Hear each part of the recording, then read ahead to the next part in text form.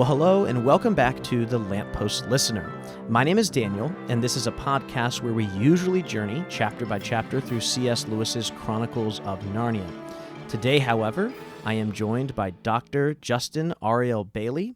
Dr. Bailey is Associate Professor and Chair of the Theology Department at Dordt University in Iowa.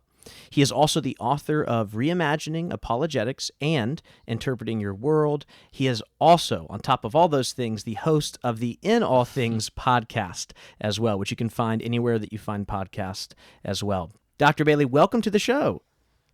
Yeah, it's a pleasure to be on with you, Daniel. Really looking forward to this conversation. You and I got to meet twice this summer, which was a lot of fun, and I got to hear you speak about hope. And as we've been moving through season 7 here, in the middle of the last battle, a place where there's not a lot of hope, I couldn't think of a better person to bring onto the show and help us think through how do we find hope in really difficult times. And so I'm really excited for this conversation we're about to have. But before we jump into the last battle itself, do you mind just telling us a little bit about yourself and about how you came to love the works of Jack Lewis? Yeah, I mean, that's a long question, probably. I was trying to remember when C.S. Lewis came into my house, and I think that I found The Lion, the Witch, and the Wardrobe at my grandmother's house when I was young and devoured it, and then, went on to read the entire boxed set, of the 7 books. And I remember thinking as I was going through elementary school, thinking that I was cheating the system because every year I would just use one of the Narnia books for book reports, and did regular laps through the books all the way through my life, and just read Last Battle again yesterday in anticipation of this talk. So I continue to return to them, and they, like all classics, continue to give me more every time I return to them. I think that that's maybe a good snapshot of my relationship with Lewis. My imagination has been formed so deeply by Lewis and by extension the others who were part of that group called the Inklings, especially Tolkien, and then I'd say George MacDonald, who is the one who baptized Lewis's imagination with his writing. So I'm doing a lot of work on George MacDonald at the moment, writing a chapter on the theology of MacDonald for the Cambridge Companion to MacDonald. Next year is the 200-year anniversary of MacDonald, and so that's what I'm thinking about MacDonald a lot right now, and seeing a lot of MacDonald's ideas in Lewis, more than I've ever seen before. Although I think Lewis probably was a better writer and was able to capture some of that. But that theology comes, or that theological vision, I think, comes from MacDonald. I think also just to say that I sort of grew up in a church tradition where the imagination was suspect in some ways. We really cared about truth. And so imagination was sort of, we have not followed vain imagination, is the way that we thought. And yet at the same time, I was always very interested in fantasy. I was very interested in mythology. I was very interested in the life of the imagination. And so Lewis, when I really started to read Lewis beyond the Chronicles of Narnia, was so helpful to me in terms of putting together these two parts of reason and truth, but also imagination and meaning. That's great. I think for so many people that we hear from whenever we invite guests on the show, we hear about the ways in which Lewis, which is so funny because he talks about MacDonald as baptizing his imagination when he picks up that copy of Phantastes. And I think for so many of us, in turn, he's done that similar thing to us to kind of bring our imagination to life. Well, so before we actually jump into the last battle itself, I want us to actually define hope and get an idea of what hope is. And I think one of the really interesting things I heard you say this summer, you shared a quote by Flannery O'Connor, and it's kind of an arresting quote. O'Connor says, "People without hope don't take long looks at anything because they lack the courage." Can you actually explain what Flannery O'Connor means by this and why hope is important to our work as Christians? She obviously is a contemporary in many ways of Lewis, although I actually don't know if they ever met. but they are contemporaries and think and living in the same time, talking about hope at a similar time period. So, what does Flannery O'Connor mean when she says this about hope? Yeah, great. Yeah, so first of all, I want to give credit to my friend Luke Hawley, who brought this quote to my attention. I've gotten a lot of mileage out of it in writing different articles and giving talks about it. And I just always want to make sure that I say he was the one who brought this to my attention. It's in her essay, The Nature and Aim of Fiction. And she's talking about the idea of she's giving sort of advice to writers, and especially writers of novels. And she says something to the effect of, a lot of people think that writing is an escape from reality, but really writing is a plunge into reality, a plunge into particularity, a plunge into the inner life of characters that are not less than perfect. And she says that it actually is a really terrifying ordeal. To write a novel, she says it makes your hair fall out. It, you know, it makes, yeah, it's quite an ordeal. And she says the only way you survive it is if you have hope. The only way that you survive the process of creating something like a novel. And I thought that that is really wise. And it's wise because it also is a truth about life in general, life itself, and everything in life, everything in the world that's worth doing is long and slow and generational work. It's things that started before we were born and will continue after we die in most cases. And so this idea that hope is required to take a long look of anything, to take a long look at anything and keep going, is the idea that if we come face to face with the brutality of the world, if we come face to face with the darkness that's in our own souls, it's very easy for us to despair. And despair is sort of the opposite of hope, right? It is this, as Joseph Piper says, the anticipation of non-fulfillment, Hmm. so that everything that we were searching for will come to be a big joke, or will come to be wishful thinking, or that there'll be no ultimate purpose or ultimate success to any of the quests that we find ourselves on.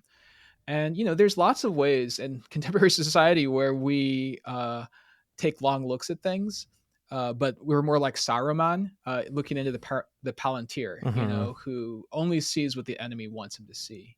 I feel like that every time I go on Twitter, or anytime I watch the news. It can feel like you're gazing into the Palantir, seeing darkness, and all you see is darkness. And so the only way that you can really look at the world in a way that gets free of that is to have some sort of hope, which requires a larger story, that what I'm seeing is not the only reality, and that though there is brutality in the world and darkness in myself, there is hope that something's deeper than the brutality, that there is a beauty deeper than the brutality, and and that the darkness in myself could give way to light through the intervention of God.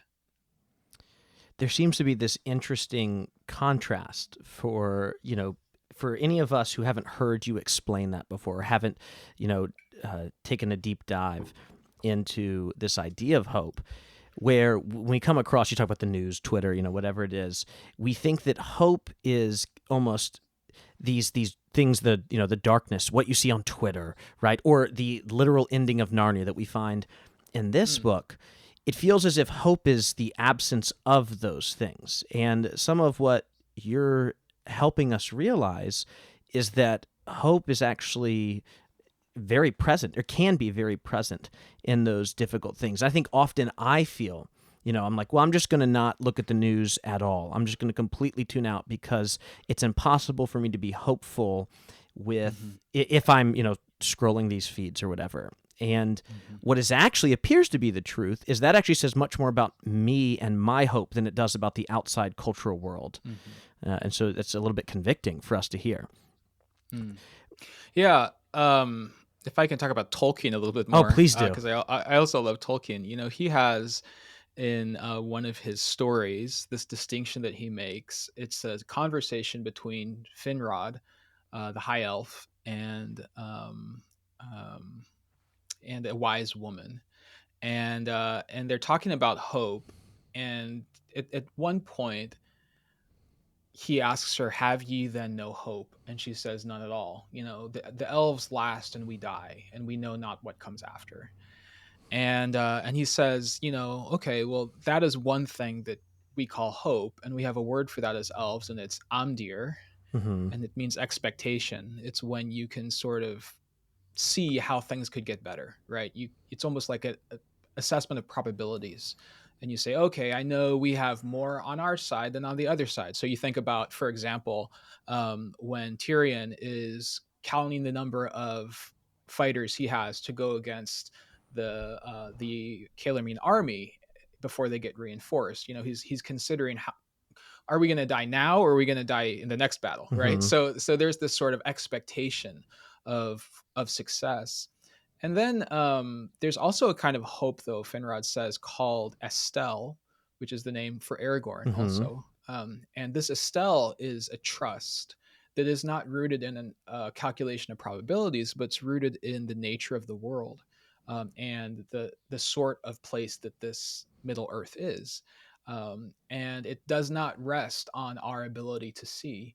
It doesn't rest on our ability to calculate how things could come out in our favor.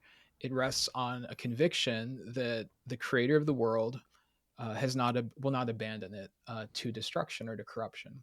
And I think that's what Christians mean by hope, in the deepest sense, is it's rooted not in our ability to see how, for example, the conflict in Gaza could be resolved, or Ukraine, or political polarization, right?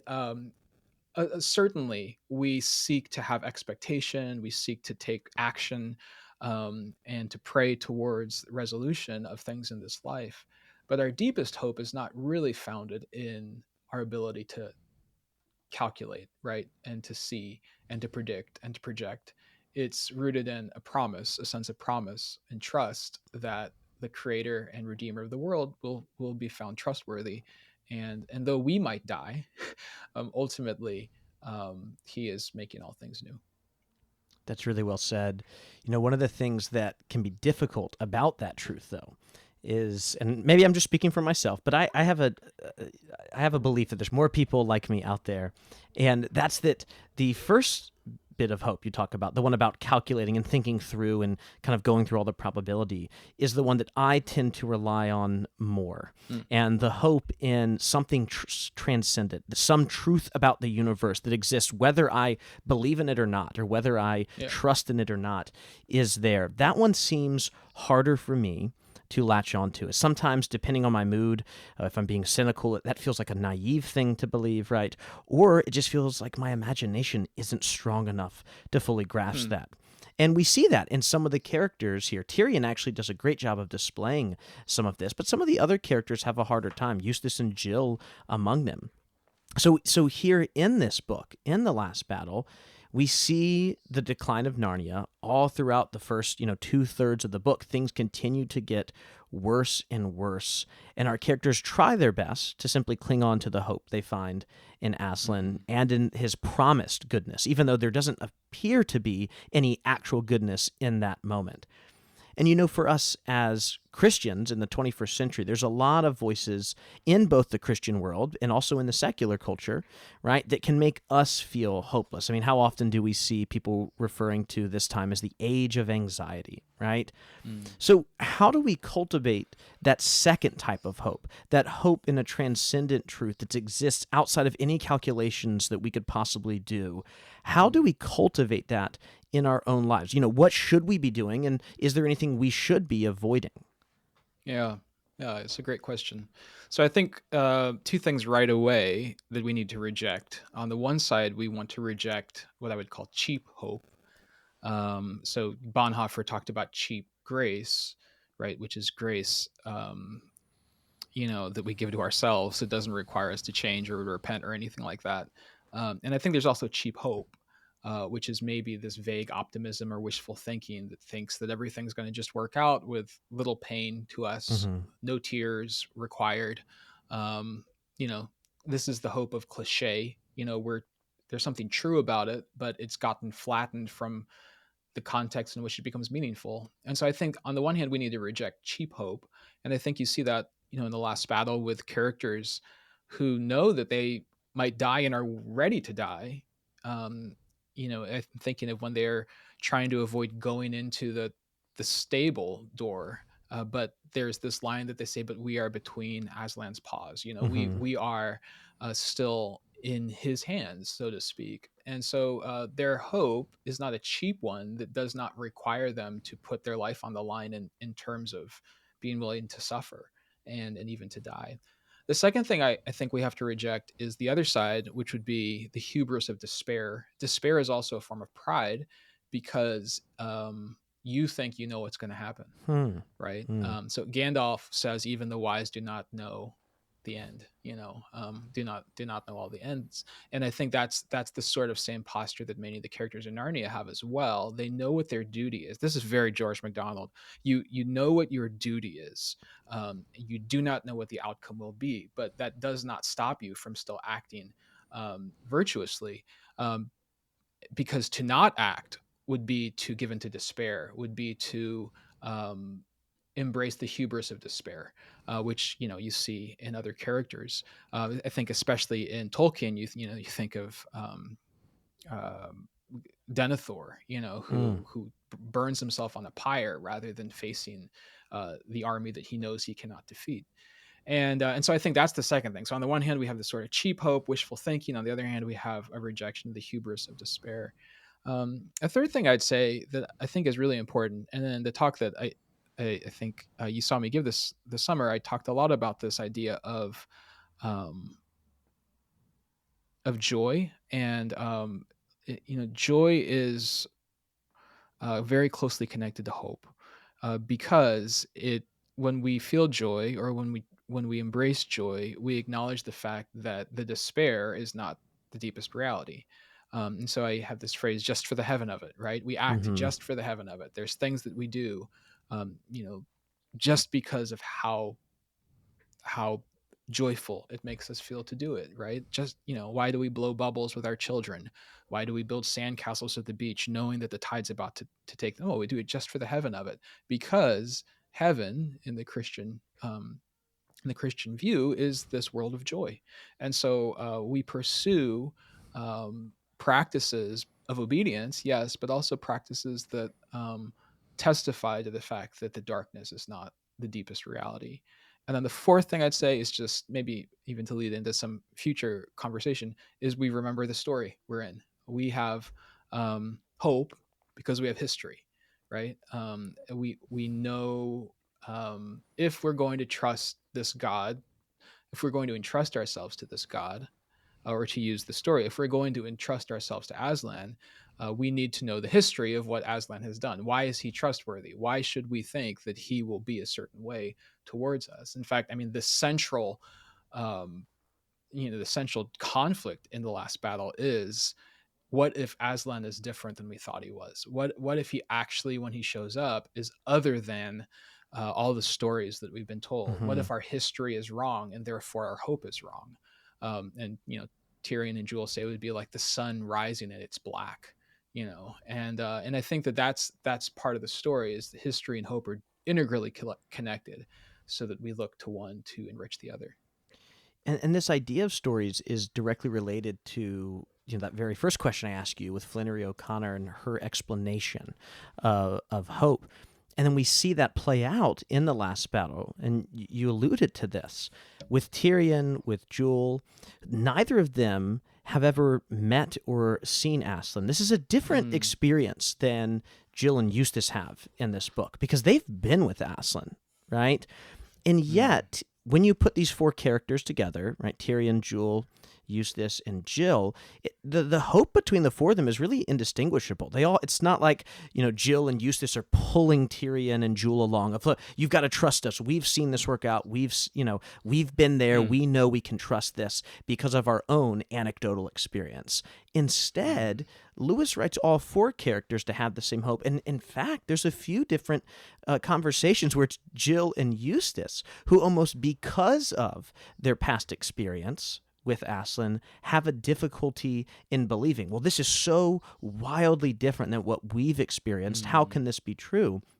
And Tyrion and Jewel have, and it might feel like, this blind, naive hope, although I think Lewis doesn't want us to actually look at it that way.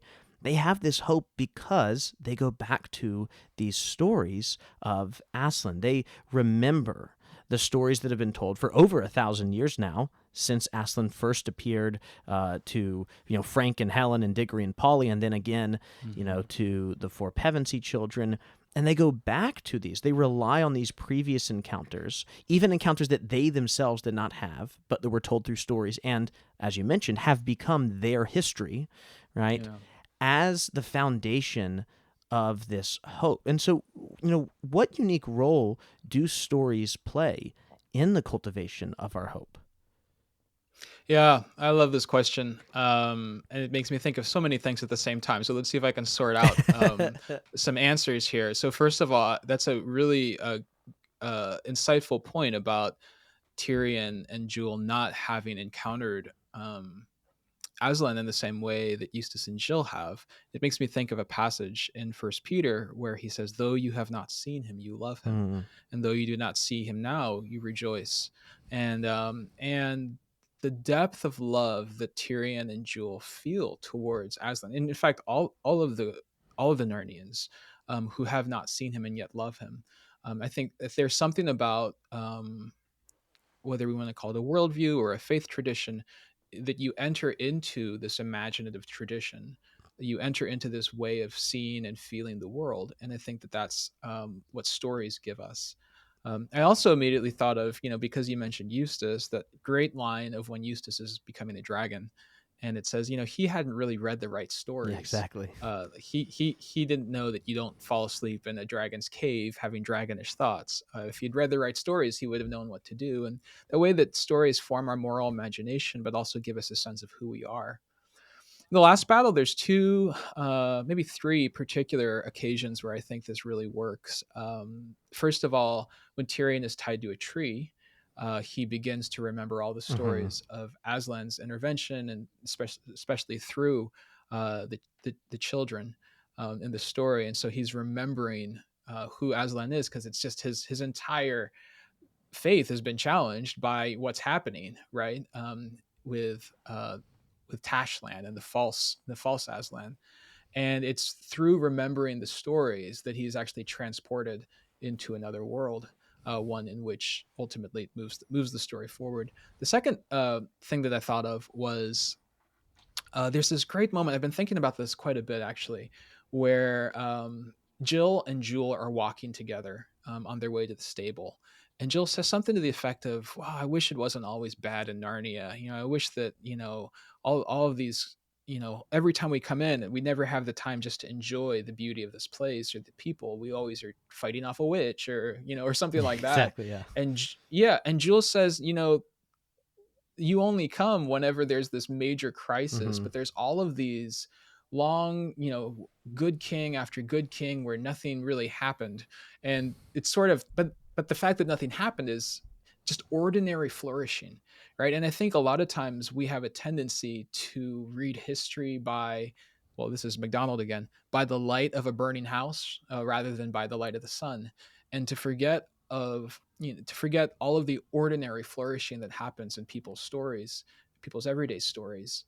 The sort of thing that might not make it into a history, or might, but that it is simply a story of what we would call everyday faithfulness of God, of loyal love, that people have experienced for generations.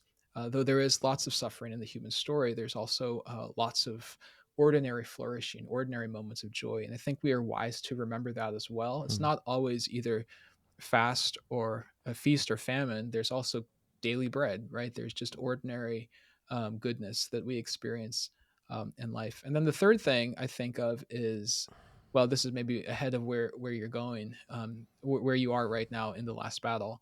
But yeah, just how all of these people come back on the stage at the end of the Sure. story, Yeah.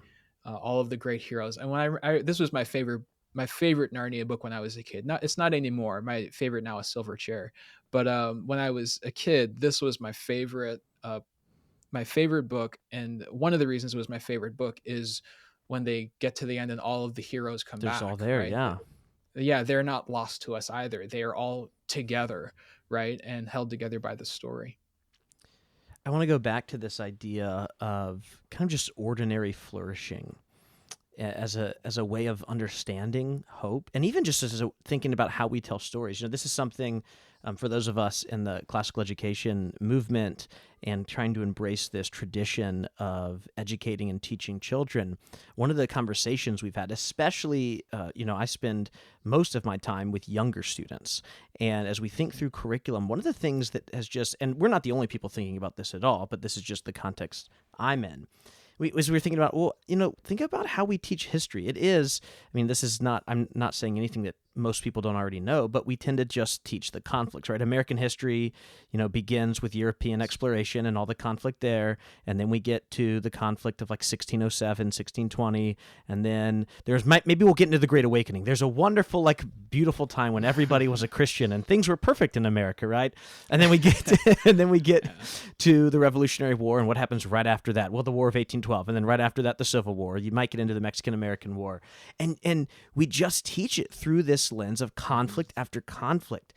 And one of the questions that's been coming up, and I think people are asking this all over the world, not just here in our country, because it's true of world history as well, is what are we communicating? What is that forming in our students if the entire history is simply conflict after conflict?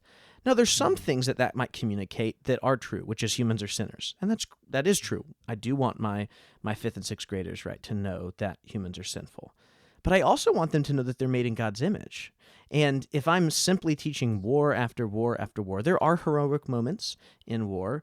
There's also a lot of really despicable moments as well too, and that can sometimes overemphasize a lot of the beauty in humanity, a lot of the beautiful things in culture. And I think one of the things that we try to do, at my school at Veritas, or in a lot of these classical schools, and I think there's a lot of Christians wanting to do this as well too, is thinking about how do we teach, those difficult, and there are many, horrific parts of, for instance, our own country's history, right? How do we teach those in a way, or at least alongside of the beautiful parts of humanity? So for us, it might look like, well, when we study between like the War of 1812 and the Civil War, we're also going to do a long study on Thomas Cole and the Hudson River School, and we're going to look at the beauty that's found in these, artworks. Or maybe we're going to spend a lot of time with a primary source that's not by anyone important or famous. There's enough that you can find out there, right? Just next week in my class with Jamestown, after we get through the starving time and everything, we're going to look at just a couple of letters by a bunch of random people. And some things are going really well and some things are going really horribly. And it is hopefully able to paint a picture of just what that ordinary flourishing or lack of flourishing looks like, that isn't just big conflicts. Because so many of my students, so many of us as adults, won't simply experience life that way. Our lives are much more monotonous, right? They're way too monotonous to be written into a history book for the most part. And I think that you're right that those stories are the ones that can help us understand hope. If I'm only kind of engaging, and this thing still applies for if I'm only scrolling Twitter and I'm only following all the bad things happening, I'm forgetting about the flourishing happening right next door. I always try to think through as much time as I spend online, I need to also know what's happening right here on my street, in my neighborhood, in this current city that I live in. Right. And there's a lot of flourishing actually happening. There's hard things too, and there's many dark places, but there is flourishing, and those stories can help point us to that. Yeah, that's a really insightful point. I think that those two things are not separate. That is a way of resistance. One of the ways that we resist the evil that we find in the world is by carving out these spaces where flourishing can happen. I think of even in refugee camps, um, the health of a refugee camp is determined by how much the kids play in the streets of the camp, because this is just a very people made in God's image play and want to use their imagination. And it's amazing in the midst of some of the worst, most horrific situations that humans find themselves in, how they still seek to find things to do to play. Again, just for the heaven of it. And so I'd say, even though it is certainly the case that like there has been suffering and oppression, being able to point to God's spirit, I think, at work, or the human spirit, the resilience of the human spirit in search of something better, however you want to talk about that, which is shown in the more ordinary moments, the way that people seek a fullness, even within difficult situations. And I think again of the difference. between the amount of time we want to spend on battle scenes when we do adaptations of Tolkien or Lewis versus the amount of time they want to spend doing battle scenes. So I was just thinking of reading The Last Battle and being a bit surprised by how little actually, there's a lot of Mhm. anticipation of fighting, but then when the fighting actually occurs, it's like, oh, 2 minutes happened and Eustace couldn't remember it, or Tyrion is jumping over a spear and ducking under that one, and then all of a sudden, they're in the stable, and just how little actual conflict, bloody fighting there is in The Last Battle over against when they make that movie, if they ever do make it, Mhm. or something like that. How much we're fascinated by that, and I think that part of what made Lewis and Tolkien such great writers is their ability to acknowledge that. Obviously, as both of them having fought in world wars, to acknowledge the inhumanity and to acknowledge the brutality, but not to ever consider that that's the deepest thing about the Yeah. world. There always is, Tolkien is much more interested in trees than he is in battles, and so I think that sense of that's making a claim about the world as well, and is what is deepest in the world. And you mentioned this idea of resistance, and I find myself sometimes thinking too much about resistance. This is a part of hope, but there's more to hope than simply a shield against bad things. I think of Mm. this idea that Lewis was fascinated with, captivated by this idea of Sehnsucht, right? This transcendent longing, this, I think he calls it sweet desire in the Pilgrim's Regress. And, throughout the Mm. Chronicles, we've seen glimpses of that sweet desire. There's the narrator at the end of Lion, the Witch, and the Wardrobe says, have you seen it? Have you felt it? Kind of like asks the readers about that longing. And then obviously we see this with Reepicheep and his longing for the utter east. Mm. And it's here in these depictions, and there's more throughout the stories, that it appears as if Lewis is connecting hope to something that isn't just negative. It's something actually unimaginatively positive. And for Mm. myself, I often think of hope as this defense, this shield against catastrophe and calamity. But Lewis, and what you're helping me and our listeners understand, is that there is a more holistic vision for hope. He almost acts as if it can spur us on towards something good, not just protect us from something Mm. bad.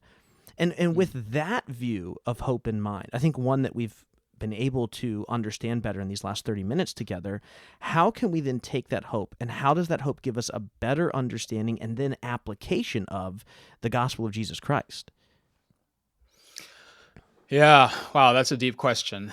Um, So the last battle, when I thought I should reread this or re-listen to it Mm-hmm. in anticipation of this talk, it actually made me think of the first time that I ever listened to the audiobook of the last battle, which was about probably 20 years ago. And at this point, I was listening to CDs in my car. Sure. So it's CDs of the last battle as I'm driving back and forth to seminary in the early aughts. And Patrick Stewart is I That's right. believe Patrick He Stewart is, is yes. the narrator. Yeah, and there was this moment of listening to chapter 13, when Aslan finally shows up in the last battle, and I'm wondering if I could read the Please do, passage, yes. because yeah, and I'll tell this story. So it's just after the dwarves yeah have refused Tyrion's attempts to show them where they are, and then this is what we read. The sweet air grew suddenly sweeter. A brightness flashed behind them. All turned. Tyrion turned last because he was afraid. There stood his heart's desire, huge and real, the golden lion Aslan himself, and already the others were kneeling in a circle round his forepaws and burying their hands and faces in his mane as he stooped his great head to touch them with his tongue. And I remember I was in my car driving to seminary, and as soon as Patrick Stewart pronounced that word real, unlooked for tears sprang from my eyes. Mm-hmm. And it's this really powerful, visceral memory that I have of something very deep in my heart being connected with, and it was hope. And that language of Aslan being real, which happens two other times in the Narnia Chronicles. It happens with Lucy, and it happens at the end of the Silver Chair when he comes to sort of resurrect Caspian, Mm-hmm. and that Aslan is described as real, and it's important. And I think the reason why I had such an emotional reaction to it is because hope is not hope unless there is actually something that can fulfill it, right? So hope is actually the belief that what we desire is attainable. So this might maybe connect to Lewis's argument for desire, where he says the desire for something is not doesn't imply that your desire will be satisfied, but it does imply that there is something that could satisfy that Interesting. Yeah. desire, Yeah.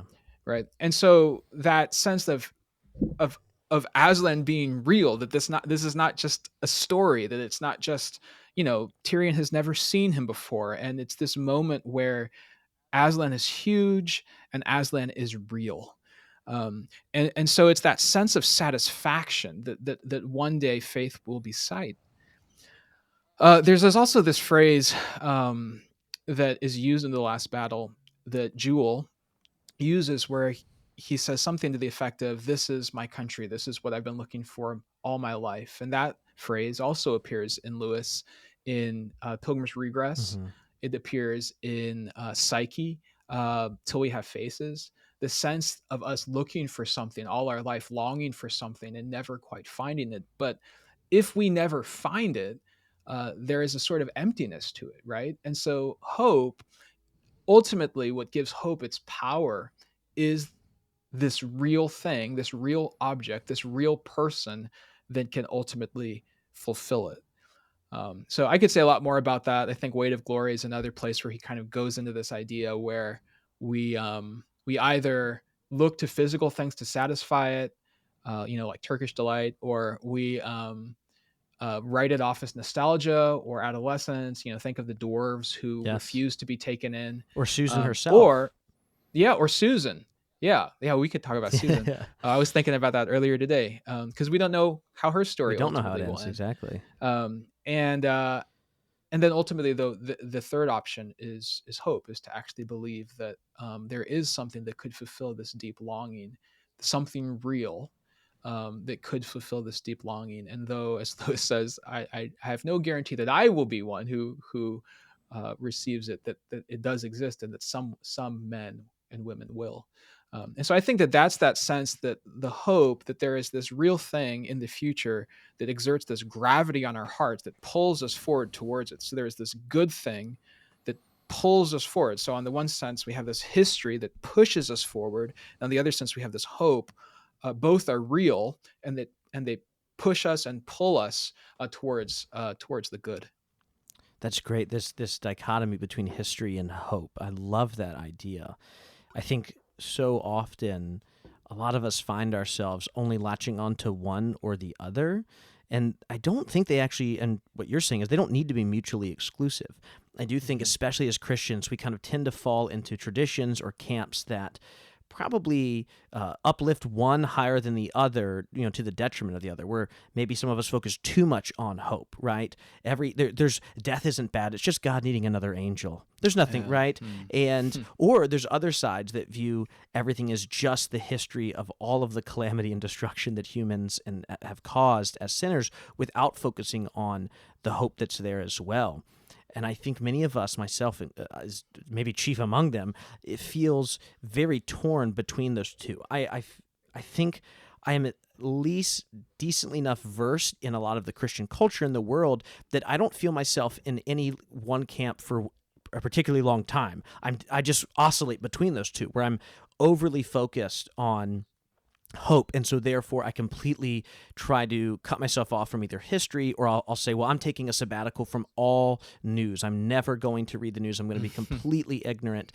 And what I've often found is that hasn't usually led me to be more hopeful. It's just let me not have to think about hope. But as soon as those things come rushing back, all of a sudden I found that whatever guardrails I thought I had put up are relatively weak.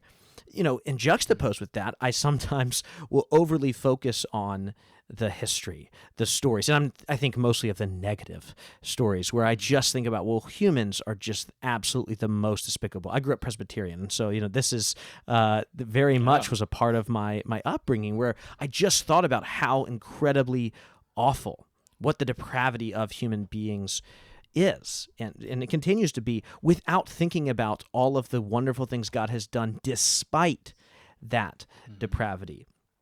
And what Lewis and Tolkien obviously as well, and the rest of the Inklings, George MacDonald, these writers, what they're able to do is expand and open up and unlock really the key to my moral imagination, to my hopeful imagination, that allows me to not have to kind of shut my eyes off to what's around me. The same way that Tyrion and Jewel, they are very aware of what they walk into. There's that one Right. line in, I think it's chapter 11 or chapter 12, where Griffel, the dwarf who's been with them, is he says something along the lines of, I would have died 1,000 other deaths besides going through that stable door. And yet he still goes towards it despite that, right? So there's not a complete, throwing his hands up in the air and giving up. There's an acknowledgement of, this is dark and this is heavy and horrible, and I don't want it, right? In the same way that we see this with Jesus in the Garden of Gethsemane. I don't want this, right? Take this cup from me. But there's an ultimate hope, right? And for the dwarf in that scene, there's the hope of, I still believe that Aslan is good, right? And there's what's interesting is to think about this from Christ's perspective, is it's a hope, but it's a hope that isn't based in a supposed thing. Jesus obviously, right, I'm no theologian here, but Jesus obviously knows that he is the Son of God, and he knows how his story ends, right? And so that hope there is connected to a truth that already is. And I think that is part of what we as readers can latch onto, is this hope in what already is. Even if it hasn't already come for us, we trust in that truth of what will come from the Bible and what we hear from truth in God's word.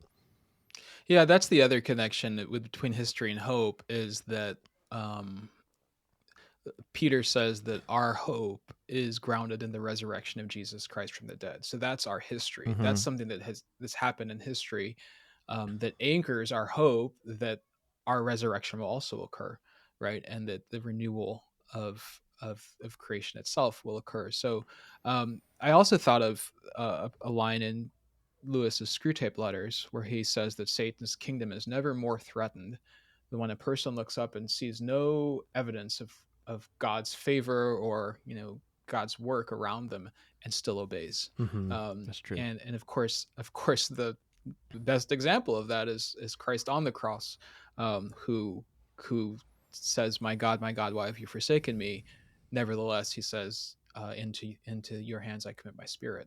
Right, and I think that pattern of obedience and doing what we know to be right, um, in the face of uncertainty, in the face of not being able to project or predict the future, but because we rest in the promise of Christ, the hope of Christ, um, that's the heart of the Christian hope.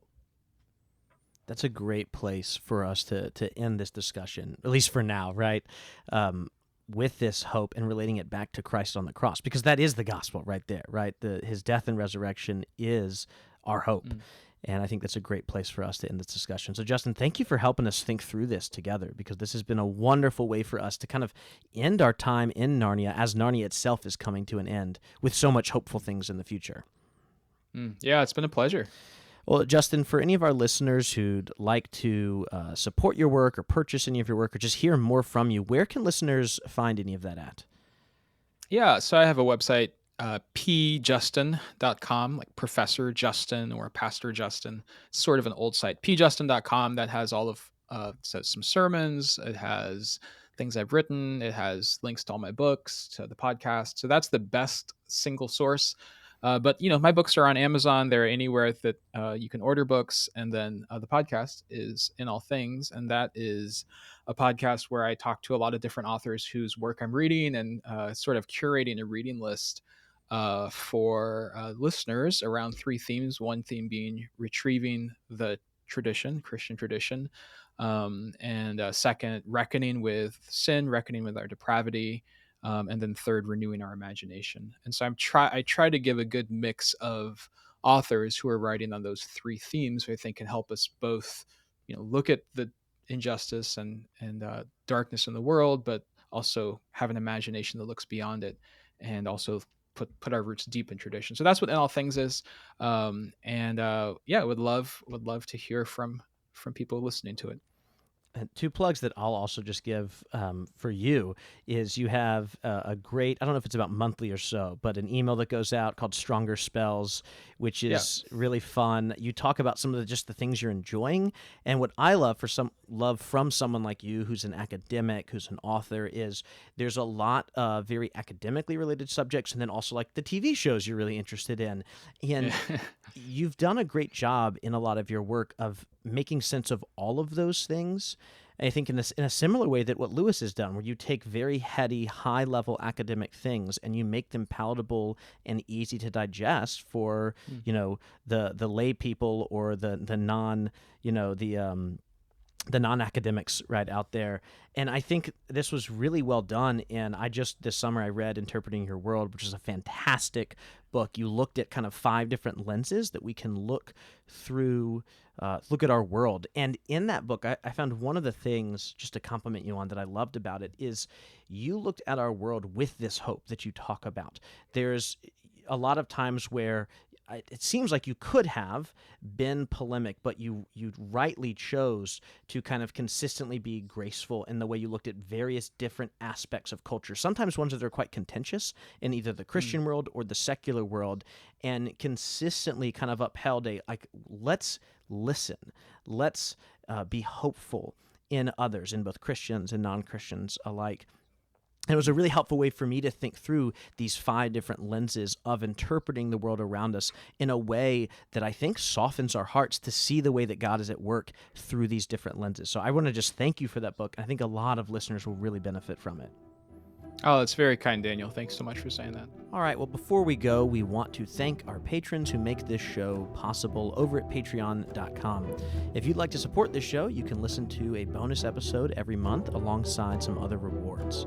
Special thanks goes to John Marr, Emily Wakefield, Ryan Smith, Ashlyn Washburn, and Ander Trophy for supporting us at our top tiers.